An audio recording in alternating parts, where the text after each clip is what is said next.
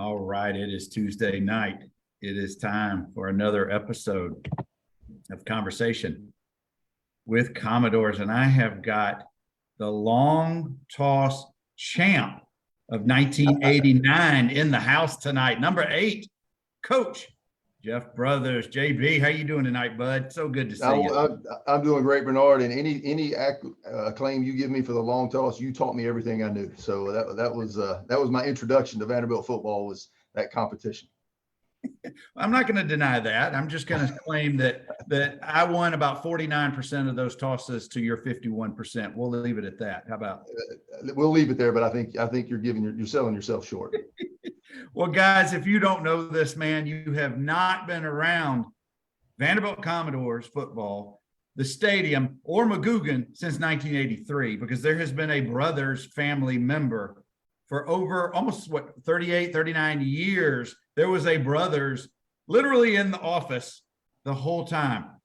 Jeff, give a little bit of for those 3 people who are watching who don't know who JB and the Brothers tradition at McGugin and Vanderbilt football. Give just a brief history of that, if you will. Well, 1983, my mother, Beverly Brothers, who I think probably everybody associated with the football program in the last 40 years knows and loves my mom, and deservedly so. She's a wonderful lady.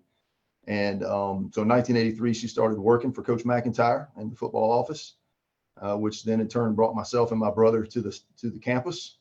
And she worked there for 38 years, just retired a couple of years ago. And in that time, we talked about it earlier, I was selling programs on the concourse, and then for a couple of years, and then I moved up to being a ball boy on the sideline for a couple of years. And then as I entered my senior year in high school, I stopped my ball boy career and started thinking about college, and of course chose Vanderbilt and played there. I had a lot of great memories in Vanderbilt Stadium, from those days to playing in the high school state championship to, of course, playing for the Commodores, and I wouldn't trade any of it. Guys, that's just the tip of the iceberg. He's only giving you just a quick preview. Well, you said this is the guy who, we got Billy Smith in the house. Hey, Billy, one of the beloved Keystone Cops, who's known Jeff probably since he was like 6 years old. About that, yeah. Yeah. Jeff was the kind of guy who was so used to being around McGugin. I bet as a middle school, you probably thought you had a locker already in the locker room. And I needed one for all the stuff I left in there strewn around the place. I probably needed a locker to put it all. And I suspect that Dwayne and Luke probably had to go raid your locker about every 3 months to see what was being hoarded as well. Well, and it wound up on my friends and family. I never had any of it. They were all wearing it, out and about. Yeah, because they were proud of you. They were proud of the connection with the school and everything about it. And guys, for those of you just pouring in, and there's some folks rolling through. We got, hey, Tracy, thank you for joining. I promise that we're going to keep this PG tonight because it will eventually be a YouTube video. Jeff, I don't think their statute of limitations is almost up on most stuff for Jeff. But guys, I've got Jeff Brothers out of the Nashville area. His mom, Beverly, 38 years in the administrative offices, starting with Coach Mack and going all the way through. Which coach was her last coach? Well, she was there with Derek Mason, I guess, was the last coach. She was there with Clark she was with Clark for a year. So right during his beginnings. And so she's with Clark as a player and then as a coach. So that's another story in and of itself as well. She touched on 5 decades, but that's awesome. That's awesome. Jeff, was it as a kid growing up, I know you guys moved into Brentwood so you and your brother could go to Brentwood Academy. Was it ever a second thought that you'd go to a different school? Did you always want to play football or any other sport in college? Kind of take us through that mindset as a high school kid, as you were a multi-talented athlete, no doubt, but you also had other sports that you enjoyed. I did. Of course, like most folks, I grew up playing the 3 main sports. It was football during football season, basketball during basketball season, and baseball in the spring, and then rinse and repeat, And so growing up, my brother and I were always at a ball field or on a court doing something. And as we got into our high school years and things started to develop in the football way, started really thinking about that a little bit more, but continued, of course, to play baseball and football in high school.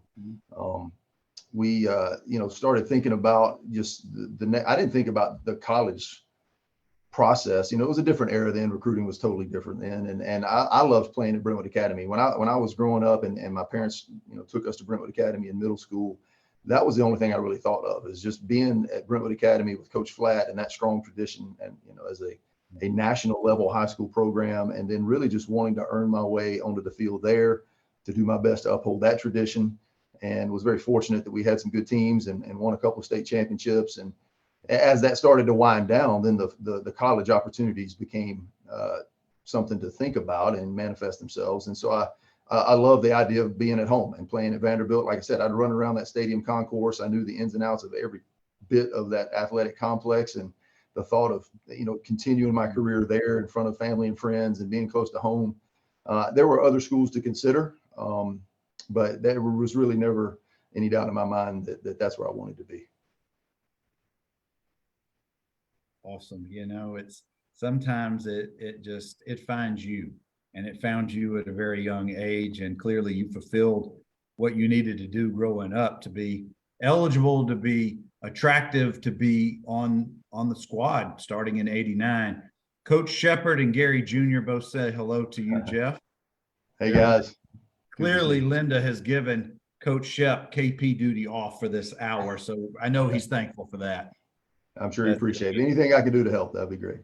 Yeah, he just send folks up to go see him at the restaurant. That's what he needs. There you go. There you go. Well, Jeff, you get to Vanderbilt, and for most of each of the classes, Vanderbilt has to recruit nationwide. We can't historically just in Tennessee and the contiguous states. We've got to go all over the place.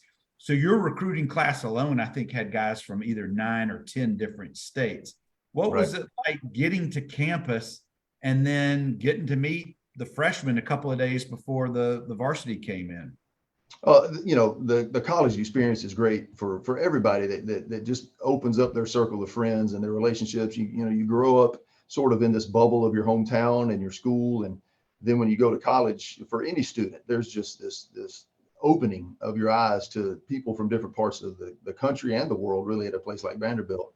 And so to be with a group of guys like that, and we're still, a lot of us, very close, and certainly even when we're not connected, we certainly are just prayerful for each other to be doing well and staying healthy. And so I've been able to stay in touch with a lot of those guys. And when we got there, it was a lot of just the nervous butterflies. Like, do I belong with these guys? And am I going to be able to earn my place with these guys? I talked about that at Brentwood Academy. And then when you start that over in college, it starts all that process over again. Like, you realize, I've got to work if I'm going to earn an opportunity to have an impact in this team. And then just the relationships that you build are just pure gold.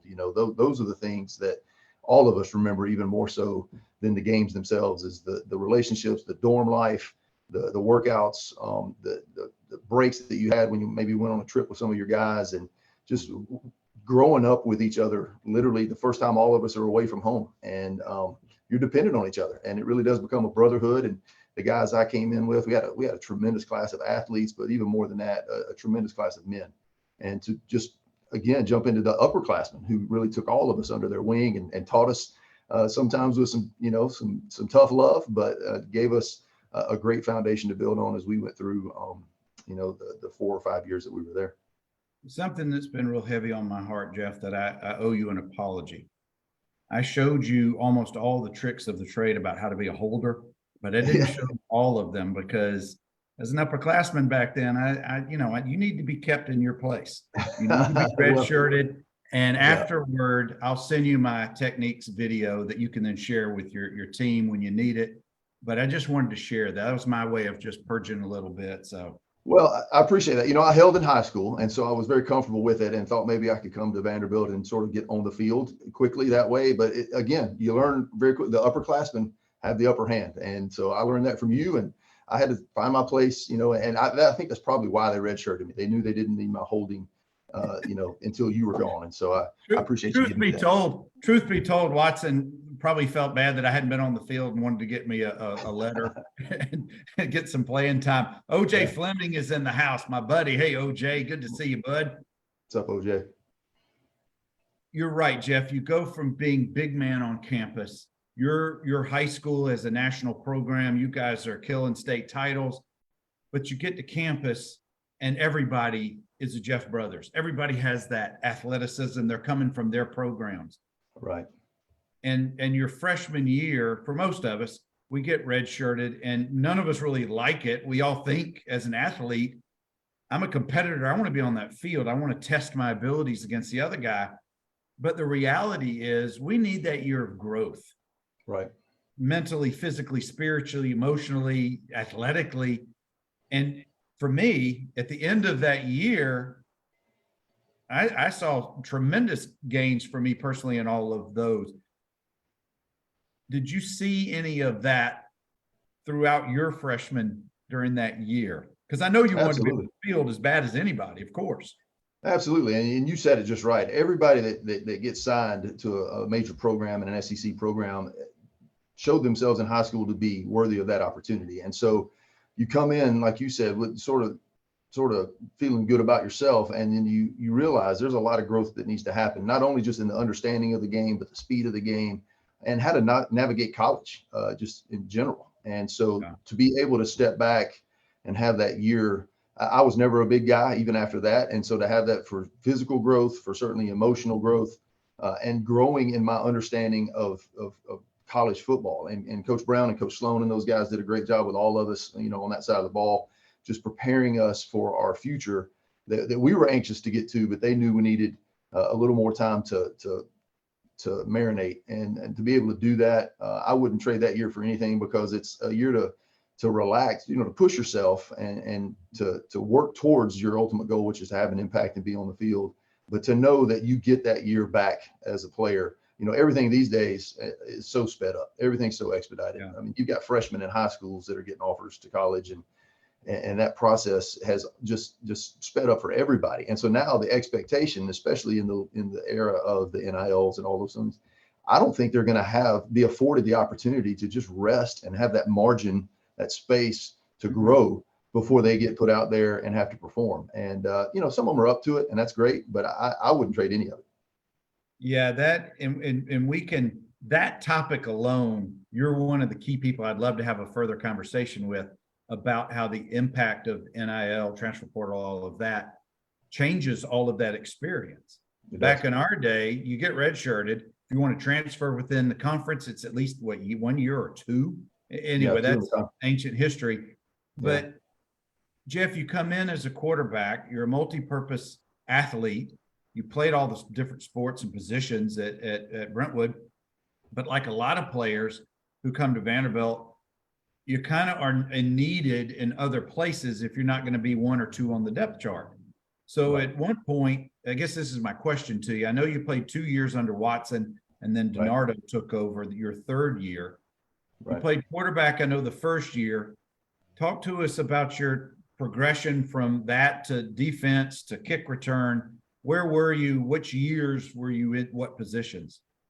So I came in and redshirted, obviously, because you pushed me down the holder depth chart. So I had to take that year to reevaluate. Now, I was, as a redshirt, I was the scout team quarterback, and that was a lot of fun. You learned a lot in that role. I think everybody should be on the scout team, because there are some invaluable lessons learned when you're going up against those guys in that situation. And so that freshman year, after the redshirt year, so the freshman year, I was the primary holder, of course, which was great, because then I got to travel. I was a letterman. I was the third team quarterback, but that gave me an opportunity to really just see game day and experience that and be on the field and have a role. And that gave me a lot of comfort that when I did have the opportunity to get on the field in a larger, I guess, if you want to call it, role.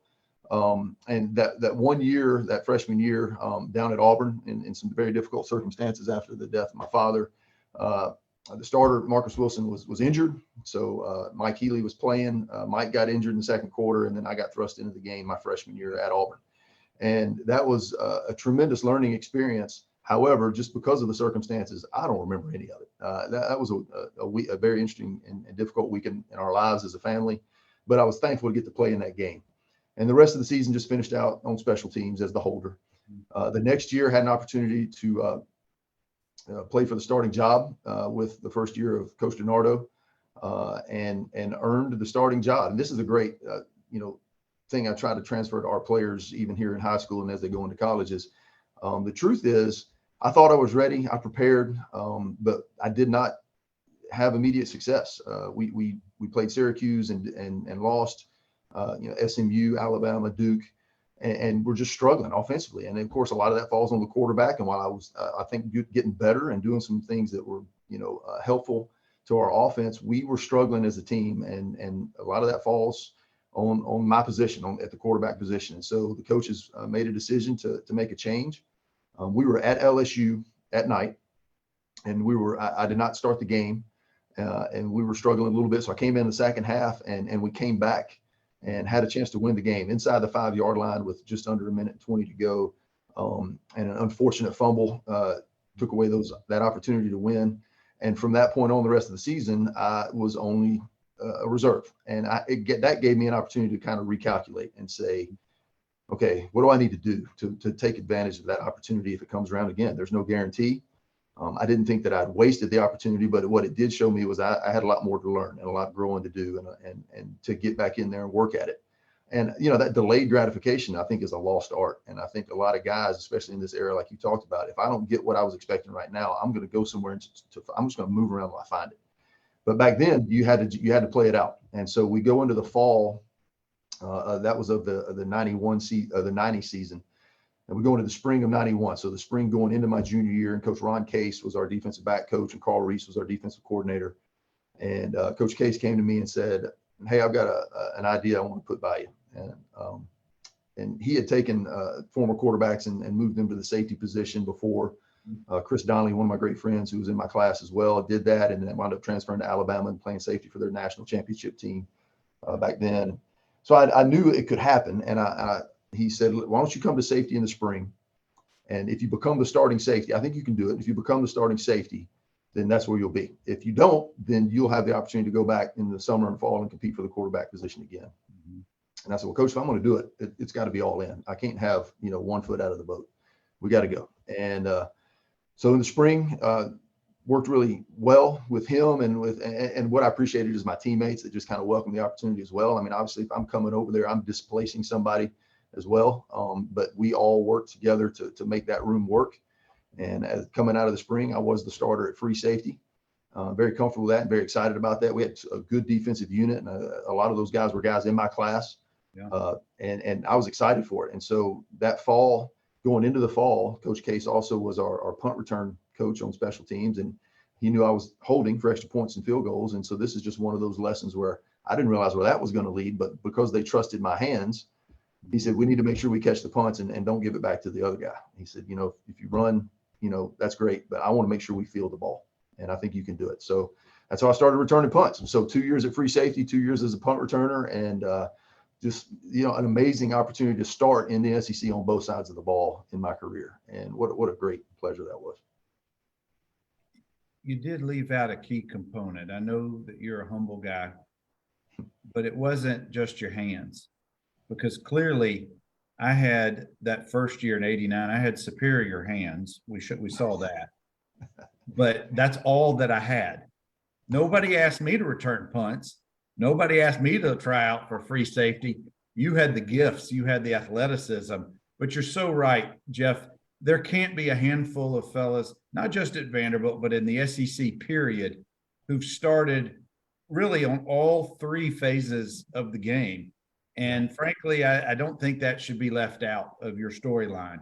But I know you to be a humble dude, but I'm here to tout your praise and to make sure that folks who watch this understand this man started in the SEC for Vanderbilt at quarterback, at free safety, returned kicks, and after I graduated, held for extra points and field goals. So that, and I'm being completely serious, Jeff. That's a major accomplishment on your I appreciate it. behalf.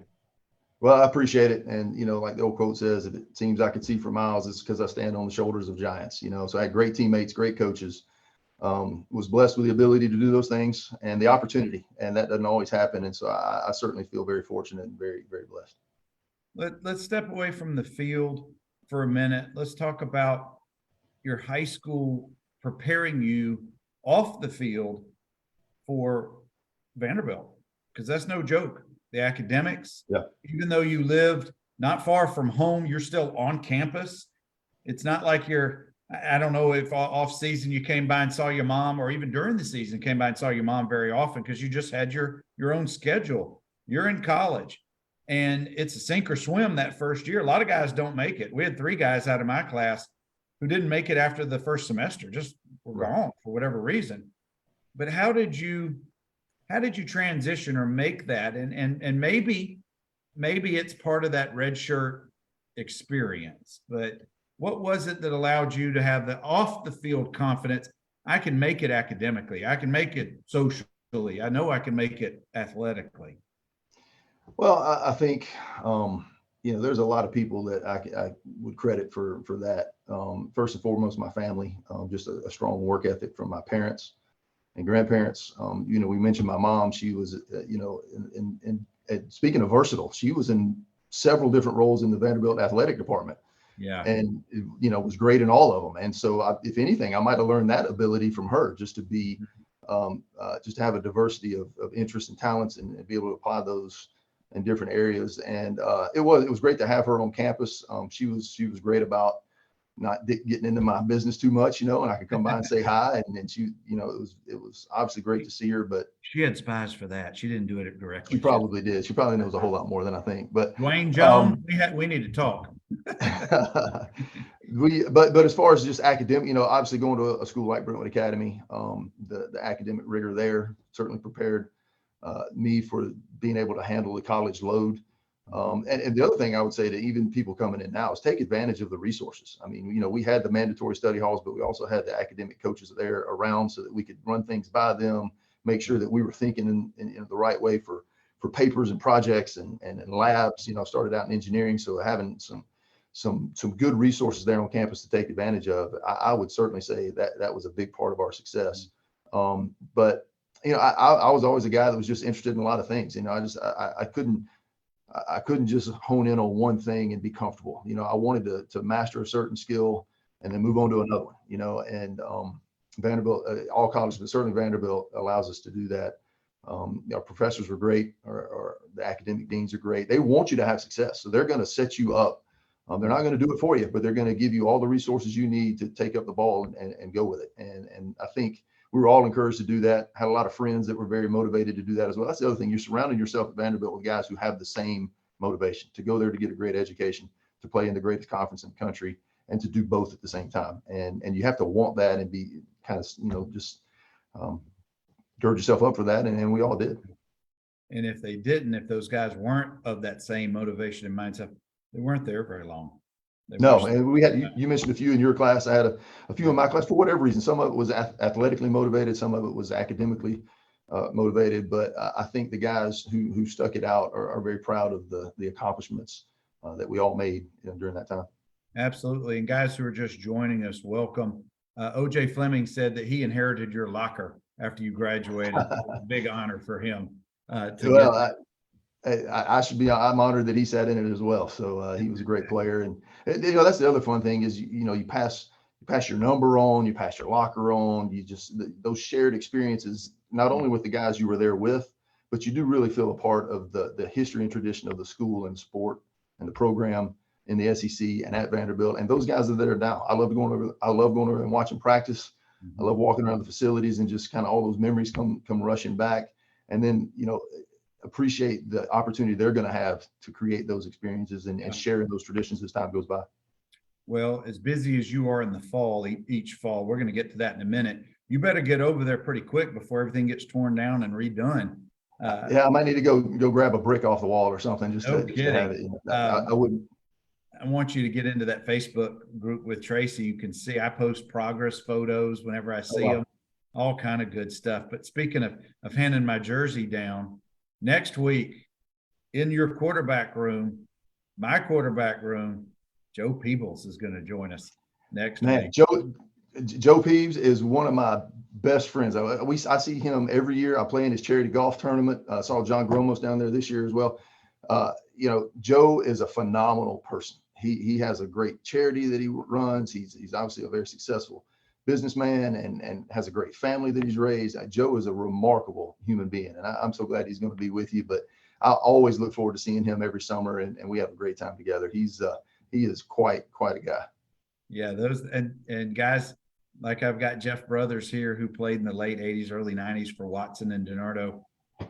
That's why I've got these guys on, not just because they were there during my time and they were my teammates. We were there together. It's because everybody has a great story. Everybody has a great journey.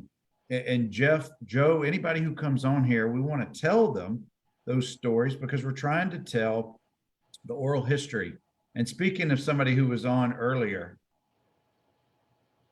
Jim Arnold is in the house. Hey, Jimmy, thank Yeah. you for coming by. He says, tell you hello, Jeff. Yeah, I saw Jim last year for the 100, the celebration of the 100th year of Vanderbilt, and it was great to see him and catch up, and look forward to staying in contact with him as well, and all of those guys. You know, you talked about the history and the tradition and just feeling a part of all of that. That was a wonderful celebration. So glad that the school and the football program, the athletic department decided to do that, because it kind of reconnected and just bound us all together in a new exciting way to share those 100 years and to be on the field with those guys and to think about the things they accomplished and to think about the guys after me and the things they accomplished. And the fact that I was there with them was tremendously humbling. And I was very grateful just to be in that company was an awesome experience. And, you know, over the years, Jeff, with so many different coaches and so many different athletic directors and administrations, there hasn't been the continuity over the decades like other more established programs, bigger state schools. So a lot of traditions are not followed up on. A lot of invitations are not given. And it's not out of spite, in my opinion. It's out of lack of knowledge. It's just not knowing the history, because Mrs. Jones and Mrs. Brothers and June Jakes are not there like they'd been for 30 plus years. Right. And here's where I want to extend a little pat on the back to Candace Lee, Coach Clark Lee, Chancellor Deermeyer. They are making those efforts. I've seen it. I hear it, that they're trying to bring back folks back into the fold. And I hope that they've extended that to you, not just for the 100 recognition, but in any other way that maybe that they're trying to reach out. So I hope they have. Yeah, definitely. Communication has certainly picked up, and that's a big part of it is communication. Like you said, just information, just putting that out there for people to know. I think a lot of us would come back to a lot of things and be a part of a lot of things. Jim, in fact, had some great ideas that he shared with me about the things that the Lions do. I think he was talking about, and just some ways that they stay connected. And I think it could start with certainly that group that we had together last fall, but can grow and really with some real good communication. I think Candace is doing a great job. Love Clark and what he's trying to do with it. And you're right, a lot of other schools do have that, and there's no reason we can't. I do think you mentioned Vanderbilt is a global university in terms of its enrollment. And so a lot of guys come in from different places, and then when they finish, they just naturally work back towards home or towards new places. And there's not a giant core right here in the Nashville area because it's a private institution, not a state school. And I think that lends to it. So we've got to overcome that. We got to be creative and find ways to overcome it. And I did not mean to leave out Chris Griffin and all the efforts he's doing with the Black and Gold Club. And it's not just football, it's all varsity sports. He's trying to bring folks into the fold to get them connected, mentorships, internships, job opportunities. But I'll put that aside. I love to talk about what he's doing too. But this is about you, Jeff Brothers. Let's go back onto the field. And we rarely do this, but you've got some pretty cool stories that you remember that you were part of. I just want you to share one or two that really stick out, because I know you were either national or SEC player of the week on defense one week. So just share with us a couple. Take us into whatever stadium, whatever game that it may be that sticks out for you. Yeah, well, gosh, so many great memories. And as time passes by, I appreciate you asking, because it forces me to kind of think back and revisit some of those things. And I mentioned one a minute ago, just the playing at LSU at night and even though we came up short, just being a part of that comeback, that so close, yet, just taken away from us at the end. That is an experience I'll never forget, and an emotion I'll never forget. And one of my great friends, Eric Dahlberg, was playing offensive tackle, and he says he remembers on that play where unfortunately we fumbled. He was blocking, and it was at the goal line, so it was sort of one of those just charging plays in the middle, one of those just trying to get across the goal line things. And unfortunately, the ball came out. And Eric said he remembers laying face down on the turf in Tiger Stadium at night. And he said it was the quietest he remembers ever being in a football game because they were about to get beat by Vanderbilt and at home at night. And then instantaneously it went to the loudest roar he's ever heard in his life because they came up with the ball, and that was that story. So I'll always remember him talking about that moment. And that was an unfortunate moment. Now, the Ole Miss game you're referring to was a great night for us. They were ranked in the top 25. They came in with a very strong team, and we just dominated that game, especially on the defensive end and on special teams. We had I had an interception in that game and ran that back across midfield and set up a score. And then Robbie Young blocked a field goal attempt that I picked up and ran back. And then there was a punt that I ran back. And look, this is part of the story too. I ran a punt back, broke through. It was probably on the order of 60, 65-yard return. I'm inside the 10-yard line and try to make a move on the last guy and trip over my own 2 feet and come up short of the goal line. And that happens. And so the turf monster. And that turf, I'm going to tell you, that turf at Vanderbilt would grab you. That stuff was brutal. But that was a great game, a great memory. And Sports Illustrated, like you said, recognized the efforts there. And it's always nice to be recognized. But it was, again, just a lot of great plays by our team that overcame a great Ole Miss team, a top 25 Ole Miss team there at home. I remember the visual of driving up to West Point and playing Army at Army. And it was overcast and sort of misty, snowy, sort of mixed precip kind of thing. And I remember looking off to the right out of the bus and seeing the cadets in their grays marching and thinking, this is the military academy. This is a different kind of place, and then going into that old stadium and getting dressed under the stadium where the concrete slabs were still the roof of the locker room. And, you just felt the history of that place. And then going out there, and we played well and beat them there that day. And those trips and those memories of those places are what comes back. I remember being at Florida when Terry Dean was on his way out and Danny Werfel was on his way in. Coach Spurrier was, kind of just beginning the role that he got on. And I remember Aaron Smith was the other safety in the game, and we're standing on college hash marks, which are 13, 14 yards apart, right, and screaming at each other about coverage and adjustments. And we could not hear each other from that distance because it was so loud. And that stadium was just an amazing place to play and experience to have as well. All those SEC stadiums, the opportunity to be there. I don't know that I really even understood the impact that would have at the time, but looking back on it, and when I go to games now and I sit there and I think we were down there doing that, and what a great opportunity for us. It was. That was the 19 or 20-year-old Jeff Brothers. Yeah. Now this is the considerably older version of Jeff Brothers. Appreciates what he did. But Jeff, I have to ask you, going back to the Ole Miss game, by chance, did you either make ESPN's top plays of the weekend or the not so top plays of the weekend? Fortunately, I don't know that I made either one. So, I stayed off of one, and I think it was mentioned about the three, big plays that were sort of noted in Sports Illustrated. I fortunately stayed. Now, I'll tell you what, I did make ESPN's not top plays at Syracuse. So we were playing at Syracuse. I was playing quarterback. That was the first game I started at quarterback at Vanderbilt. We're at Syracuse in the Carrier Dome, which is another great experience. And play action pass, I go to throw the ball. It gets batted back to me at the line of scrimmage. Well, in high school and in the NFL, if that ball is batted back to the quarterback can catch it and throw it again. It's within the rules. Well, I did not know that in college that was not the rule. And I had been in a high school game where that happened. Now, it wasn't me. It was the opponent. All right. The quarterback did that and threw a completed pass. And so my instinct was just catch it and then keep looking and throw. And so I did. I threw a pass, completed it, thought we were in good shape, first down, let's go.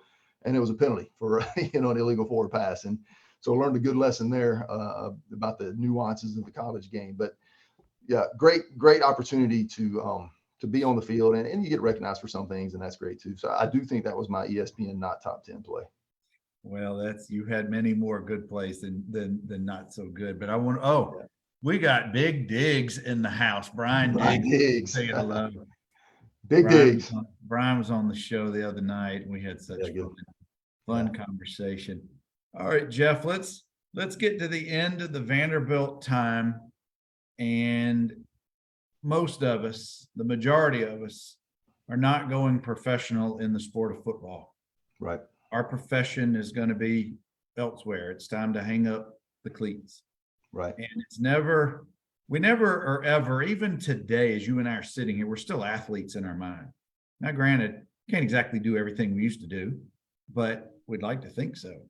However, you get to the end of the year, and I assume we had not started playing Wake Forest at the end of the year. We're still playing those guys from the East. But do you remember when your career, your seasons, your time for playing for the Black and Gold really came to a conclusion?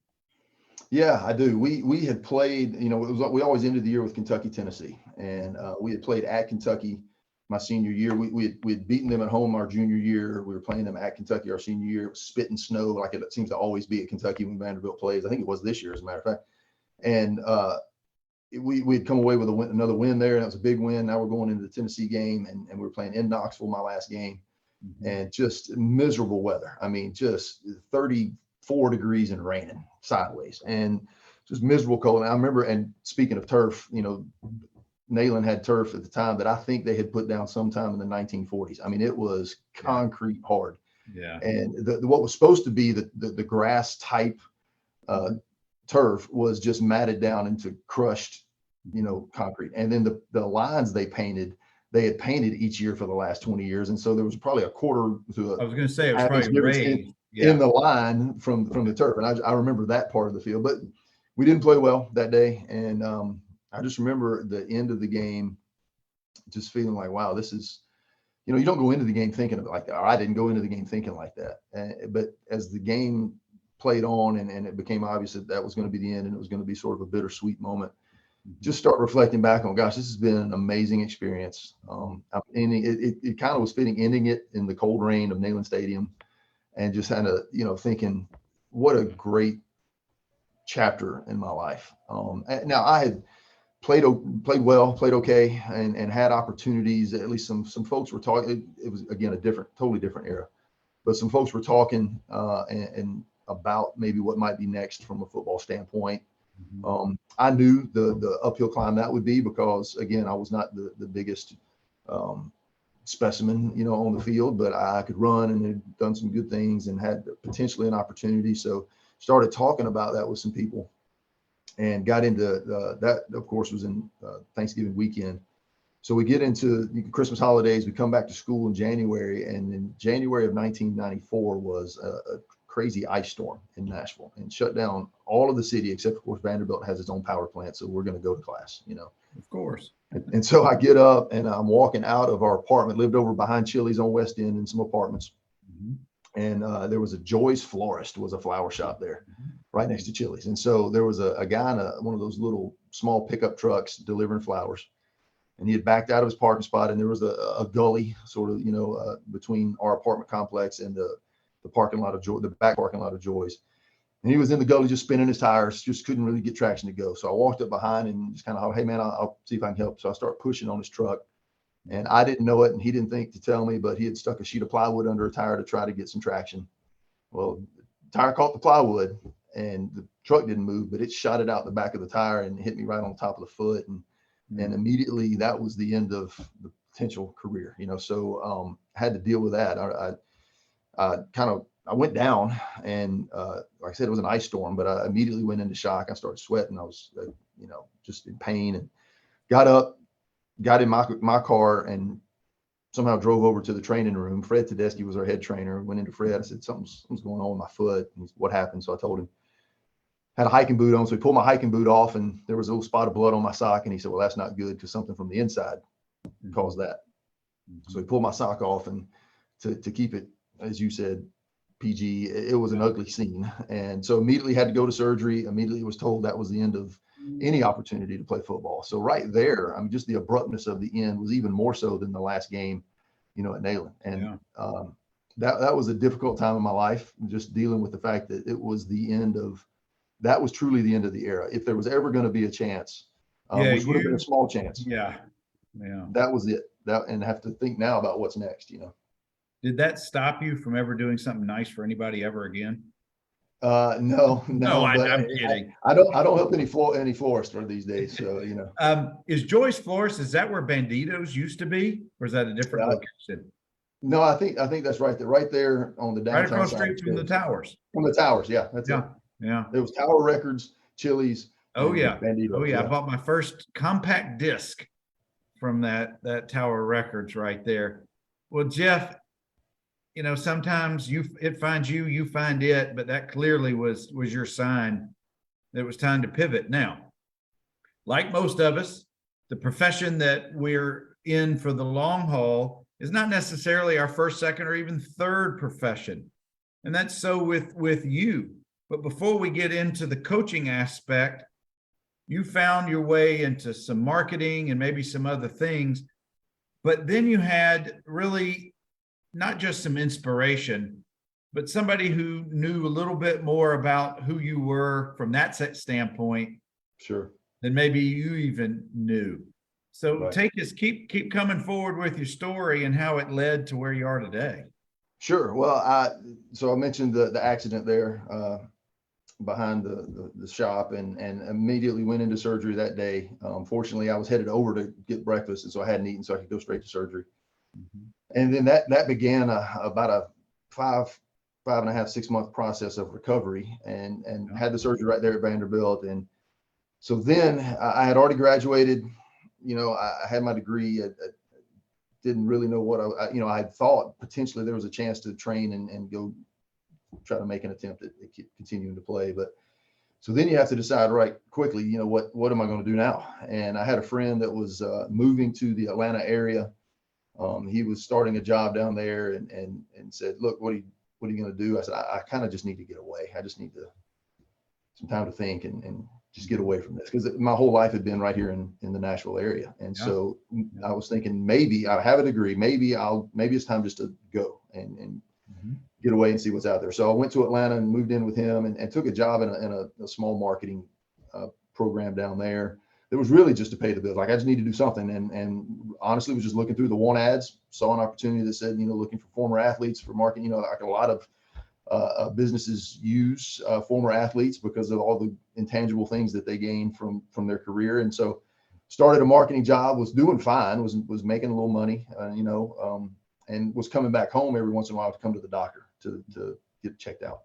Mm-hmm. And came back in May, about the middle of May, and was just going to be in town for a little while. And so I went back to my high school, Brentwood Academy, and specifically to see my high school coach, Coach Carlton Flatt. Coach Flatt was certainly a father figure in all of our lives. I remember I mentioned earlier the week that my father passed away. He passed away on an early Tuesday morning. I'm pretty sure it was later that day, I went over to Brentwood Academy and just sat in my coach's office, and he sat there with me. He didn't say a word. I didn't say a word. We just kind of sat there for a couple of hours. And I just really remember and appreciate who he was in that moment, you know, for me. And I had a great relationship with my father. I did. And just to have that person there, you know, it was really special. And I think that says a lot about what high school coaches do, which we're going to lead to the next step in this. So anyway, Coach Flatt, I came back in May, went to see Coach Flatt. He said, what are you doing? So I'm in Atlanta with a buddy that he knew, and that also played with me at Brentwood Academy. And I said, well, he said, are you enjoying it? And I said, well, not really. I mean, I don't know. I don't know what I want to do. And he said, well, you need to coach. And I had never in my entire career thought about coaching. I had never gone into college thinking, I love this game, I love the sport, I'm going to stay in as long as I can. If I can't play, I'll coach. You know, a lot of guys do that. That's great. I thought I'd play as long as I could, and then I'd go into the real world, you know, the business world, and see what I could do. And had a degree in human and organizational development. My father was sort of in that field as well, so I thought maybe that was a direction. And he said, you need to coach. I sat back for a second. I said, I think I'm too close to feeling like I could still play to really enjoy coaching. I think I'd be frustrated. And he said, well, if you change your mind, let me know. And he said, I've got a camp coming up. If you want to come work the camp, just kind of look at it through the lens of, and I'd helped him at his camps before, so I'd been on the field in that capacity. But he said, come and look at it through the eyes of a coach and see if it's something you'd like to do. And if you want to, I'll give you a job. And really just sort of because of the respect I had for him, I agreed to come and help him with his camp again. But I really didn't think that was going to move the needle as far as what a career path would be. Came back, worked the camp, and by the end of the week, I said, Coach, if you'll give me a job, I'll do it. And he said, all right. And that was 29 years ago. And I've been coaching high school football ever since. And I told you earlier, it was something that people like Coach Flatt in my life and guys and everybody that's tuning in have that person, but he saw something in me that I didn't see in myself. Not only as a player, not only could he pull that out of me in terms of my abilities and skill set as a player, but he saw that in me just as a person, as a person who could take on the role of a coach and have success and have an impact on kids' lives. And he said, you need to be doing this. And I did not ever think of that until he told me in that moment. And it's been a career ever since. Jeff, I'd be willing to bet you he saw that when you were 15, 16 years old, but it wasn't the time to have the conversation. It may have been. And it's funny because I've been doing this a long time and been around a lot of great kids. And I see that in those kids. And I have a former player that was on our state championship team here at Nashville Christian who coaches with us now. And it's weird how the full circle thing works, but I kind of see the same thing. And some former players that are coaches in other places that I could not be happier for. And I have a vicarious thrill when they win their games, and it's a lot of fun that way. I want to go back to that conversation with you, Coach. I think every person has those moments in their life, whether they're good moments or not good moments, that defined who they become, who defined their paths. And they, at the time of the conversation, you may not have fully appreciated it, but how many times have you thought back on that conversation over the last 30 years? Almost yearly, and especially because I'm doing what he was doing, and now I see what he was seeing, and now it is an opportunity for me to reflect back on this was a pivotal moment in my life. And if I had the opportunity to do that for a young man, that's the definition of paying it forward. It was blessed to me. I didn't do anything to earn it or deserve it. I was just a kid playing for Coach Flatt, who he saw something in, and then he gave that to me, and I really wasn't looking for it. He just gave it to me. And so to be able to be in a role where that is perpetuated to the next generation, it's really, really a blessing. Really. What he did was he just unlocked the door. He didn't give you anything. You had earned it. He just unlocked that door. And Jeff, you and I haven't spoken in probably 25 years. I know that. But I suspect you've had that conversation, and I hope Tracy's watching because I bet she's shaking her head yes. That conversation many, many, many times over your 30 years with your players. Because it's what you built. It's what your coach built for you and you're building for them. And I just think it's fantastic. Right. And that's the beauty of sport. And that's the authenticity of sport. And I hope that despite all the things that are happening in the college world right now that I know we talked about earlier, that right now in high school, that's still sort of the authentic, genuine, motivation for 97% of the athletes. Only 3% are going to get to go play, they say. So for most of these guys, this is the end of their career. And so what are we doing for them to help them find that thing in their life that's going to motivate them into a great career, great family man? I'm a person of faith. I'm at Nashville Christian School. We certainly want to use that platform as well. The great things you learn from playing football usually have nothing to do with football. You get to play a game and learn those things. That's right. And guys, what you don't know is how successful Jeff has been in those 30 years, and more particularly 2015. What class state champion were you? We're a small school, so Class A state champion 2015, and back then all the schools played together, so it was public and private schools together. I'm at a small private Christian school, and all the schools played together in that division in Single A, and so we were able to win it then.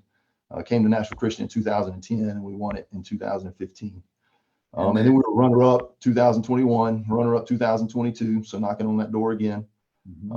Been blessed with great kids, great talent, great support here. We've been, I think it was 9 out of the last 10 years or 10 out of the last 11 years, and at least the semifinal round or the state championship. And I've been doing a little scouting around town, and I understand you are loaded and ready for number 3 appearance in a row. But before we get to that, all right, Dwayne, I got to hold on. We got some chatter out here. Hold on.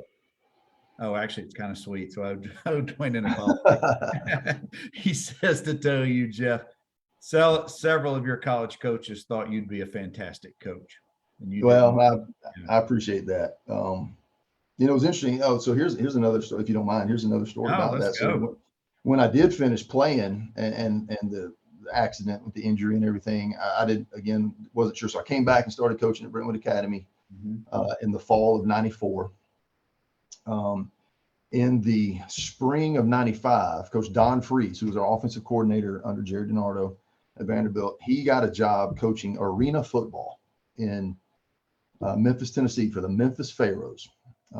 They were a new startup team there in the Arena League. And back then, the Arena was kind of just a startup league, and there was a lot of excitement around it. And were they there was a playing lot of, in the pyramid at the time? played in the pyramid. So the Memphis Pharaohs played in the pyramid. I've run those steps in the pyramid back in my younger days, and that is a lot of steps, and it is really hot up in that glass triangle at the top. So so Coach Freeze called and said, at first he said, you want to try to play? And I said, well, let me go to the doctor and see if, they had told me not to do anything like that. And so I said, if I can, I told him, he knew what happened a little bit. And I said, if I can get doctor's clearance, I said, sure, why not? It'll be fine. Well, I couldn't get the clearance. And so he said, why don't you coach this year and see if you like it? And so I just started coaching high school football. So then I thought, well, maybe here's an opportunity to coach at a professional level. So I went with Coach Freeze to Memphis in that spring and summer. Got blessings from Coach Flatt to go do it and explore that, which was great. That spring and summer, coached arena football in Memphis for the Pharaohs. We played in the pyramid. One of the great things about the Pharaohs is when we scored a touchdown, they walked 2 camels across the end zone, live camels across the end zone, which was always an adventure because you didn't know what was going to happen in the middle of that little walk. And no kidding. Met some great people. No, wait, Jeff, how old were you at this time? This was '94. I was 23. And well, excuse me, '95. I was about to turn 24. Younger or older than some of the guys you're coaching? Younger. And so that was an interesting experience because I was healed. In my mind, I was healed enough to run around and play. And so I would get in the drills and throw the balls to the I was coaching the receivers and the special teams. So I would throw the balls to the receivers and get in competitions with the quarterback just for fun. But I really just wanted to show them that I could do it. And had a great experience with those guys. A lot of great guys on that team. Those guys are playing for the love of the sport when you get to that level. And that was a lot of fun. Jay Gruden, that was a longtime coach for the Washington Redskins, brother of John Gruden. Jay was the quarterback for the Tampa Bay Storm at the time. And, nice. So a lot of guys in that league that have transitioned into other, professional levels of football. Just a tremendous opportunity and experience there at Memphis. But at that point, then I also realized that I really enjoyed coaching high school football. And so that fall of '95, I went back to Brentwood Academy and resumed the high school coaching. The spark had been lit by this time. It was. And I think part of it was, and you mentioned it, that my age was so close to those guys that I was coaching in Memphis. That was difficult to separate. That was difficult to have an authoritative line between myself and the players. And from there and too, I was more, I had more in common with those guys than I did with the other guys on the coaching staff. And so when it was, time to hang out, I was hanging out with them. And for better or worse, that was probably not the right thing to do from a professional standpoint. But I truly had more in common with them. And the guys on the staff that I learned a lot from were great men, but many of them were my age now or older. And so I just gravitated towards those guys, that were playing, and still had some great relationships for years afterwards with those guys. But knew then that just from a professional standpoint, I really thought that the high school level, number one, was a pure form of the game that I appreciated. I was able to do it at my alma mater, at my high school, with my high school coach, who was such a great man in my life. And I was not going to give that opportunity up. And so I stayed there for a couple of years. And that was a golden opportunity. Doug Bradley's in the house. Yeah. Coach Gene Wyndham is in the house. And if you have an opening for your defensive coordinator, Jody Jones might be available. All right. So I coach against Jody's son. Right. Jody's son plays at one of our rival high schools and is a good player, good running back. And he's going to be a senior next year and will probably be able to play beyond that. Hopefully for him to have opportunities come available. A good player and a great friend. I always enjoy seeing Jody at the games. And then Ashton is his son. We always get to have a moment in the middle of it. That's another part. Just the relationships that carry on even through that are priceless. Well, wait. Last fall, how many former Vanderbilt players came to one of your games? That was in the fall of 2021. Okay, 2 years ago. Brad Gaines' son was the quarterback at that school, at Nashville Christian, and Jody's son was the running back. And I got I think at Jody's invitation, they had a good team. They wound up beating us that night. And I think a lot of those guys, there's probably half a dozen or more, I think there was just hanging out I watching the saw a game. picture. There was like close to 10. I thought that was fantastic. Yeah, it was great. Great to catch up with those guys and a great night. That's the beauty of sport, is the relationships. That carries far beyond winning and losing, and we all know that. And Jeff, we've got just a couple of more minutes before we close it out, and I appreciate you taking on this awesome journey. And not that I'm trying to retire you, but you've been doing this 30 years. You're still a young man. We're still young men. You've got a ton of energy and a lot more to learn and to provide to your players, to the student athletes. Mm-hmm. But I was going to say, you're not recreating the wheel, but yes, you're being creative with your schemes. I get that part. There's also, on the other side, coaches tend to burn out a little bit. Maybe that's the old style. I don't know about the current coaches who have 30 years in and as young as you are. But what is it about the current game? What is it about the current student athlete, the current environment that gets you jazzed to come to school every day and just be as enthusiastic and learn and teach and just be around all those kids every day? Well, I think this across occupations, you got to have a passion for your job. You have a passion for the mission. Read in a book by Dick Wells called 16 Stones, plug a book. It's about a book about leadership. And one of the chapters is just about the passion that's required for leadership. And he said 5 things. You got to have a passion for the mission. You got to believe in what you're doing. And here at Nashville Christian School and high school football in general, I believe in the mission of what that provides and affords these young men to learn and grow. You got to have a passion for people. You got to have a passion for change. And I think that's what you're talking about. And you got to have a passion for personal excellence. And the last one is a passion for honoring God. And that passion for change, I think, is important in any field. If you are just content with knowing what you know and doing what you do and never growing beyond that point, you're going to get complacent and you're going to get bored. And so whether it's law, whether it's practicing medicine, whether it's in sales, if you don't have a passion for change, you're going to hold your core values. You're going to have your hedgehog principles that Jim Collins mentioned in From Good to Great. You're going to have that core that's going to be the anchor for you. But if you don't have a passion for change and for learning and growing individually and that passion for personal excellence, then you're going to get complacent, and it's just you're going to want to wander into something else. And so what keeps me coming back, every day, every year, is it's a new team, it's a new season, it's a new challenge. We got different parts and pieces that are moving out, new ones moving in. Can we have the same success that we've had and sustain that success? And what are those things we're doing to have that sustainability? What's the core value and the culture of our program? Does it meet the mission and vision of our school? I've been blessed to be in administration in schools for the last, here at Nashville Christian, all 13 years. And so have grown in those roles, was an athletic director, now the director of operations. And, what the future holds is probably something administrative will continue. I probably won't coach until the end of that career. I'll coach for however long I feel that passion for coaching. And then when that passion leaves, I'll have to pivot and find that passion in another challenge, but probably always in education and in administration. And so that's what the future would hold. But when that day comes, I can't see that, that light's not shining right now. So we'll see. But I enjoy the kids. I enjoy the families. I enjoy watching them grow. It's just a great blessing to stay young with all these boys that are playing ball. Guys, you hear the passion, you hear the enthusiasm. That hadn't changed since he was a kid, since we were on the team together. Awesome. And just so you know, if you're ever in a pinch, I got one more hold in me. So if you need to fill in. I just want to play long toss one more time. Just one more. Give me one more chance. Well, our version of long toss may be about 30 yards at this point if we're lucky. I might have to underhand it, but that's okay. We can do that. Jeff, I can't thank you enough, bud. This was a fantastic conversation. This is why I'm doing these, reconnecting Commodores from all decades. So, bud, thank you for spending some time with us tonight. Bernard, it's great to see you and great to hear from you. And I'm glad things are going well. And for all those guys that are joining in, God bless you and good luck. And I hope we get to see each other soon. I do too. And anchor down. Hold on. Stay there. Guys, see you next Tuesday night. Have a good week.